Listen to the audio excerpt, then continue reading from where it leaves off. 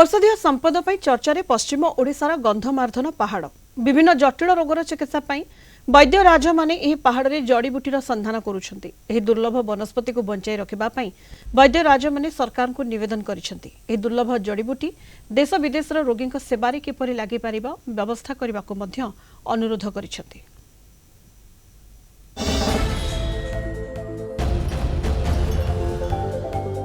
जड़ीबूटीर संभार पश्चिम ओडिशार गंधमार्दन पहाड़ 2000 रु अधिक प्रजातिर मूल्यवान औषधीय गछ लता और जड़ीबूटी महजूद रही। वैद्यराज माने एहाकु व्यवहार करी बहु रोगी को सुस्थ करुछंती।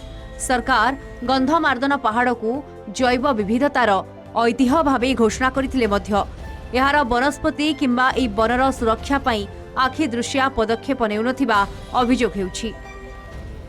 गंधमार्दन पहाड़ जति गछ से गछ सब चिन्हिछु। गछ रे आम बाहर भी अच्छे सब इटा संग्रह करी आउछु।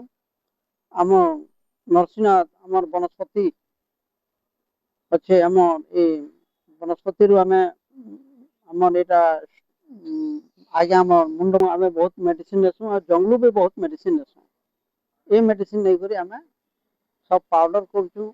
आम इन पाउडर नै करी दौछु। अजा बापा ई सब मन भी ई जिनिस उपरे ताकर ज्ञान थिला बोली ताकर माध्यम रे आमे जानि सुनि पारिछु। आ ई सब जिनिस गुडा को अंता गंधमार्दन पहाड़ रो संग्रह करी करी वनस्पति वन विभाग रे हमर बेउटी भूषण मूल सारा ओडिशा के औषध फैलोचन आया ताकर भी ताकर माध्यम रे औषध मन भी आमे नै करी रोगी रोगन को दउ।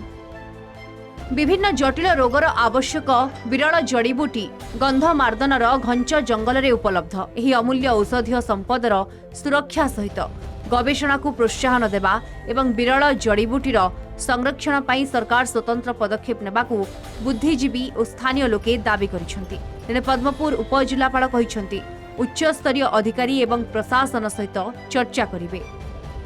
गंधमार्दन वनस्पति एबे प्राय 20 वर्ष हैला हमर कार्य करि आछि।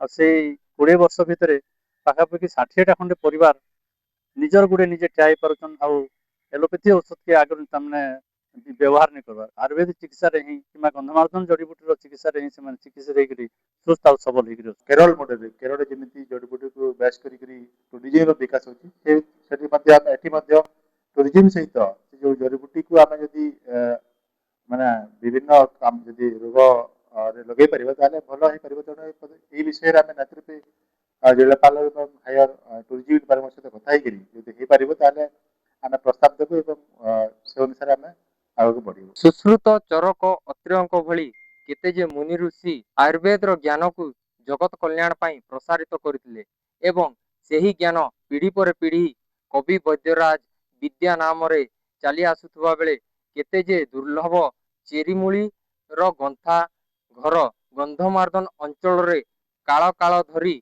बसवास करी आसुथुवा एही आयुर्वेदिक वैद्यों को एवं ज्ञान को संरक्षित करिबा पाई दाबी जोर धरी। पद्मपुर शैलेश चंद्र महांती, कलिंग टीवी।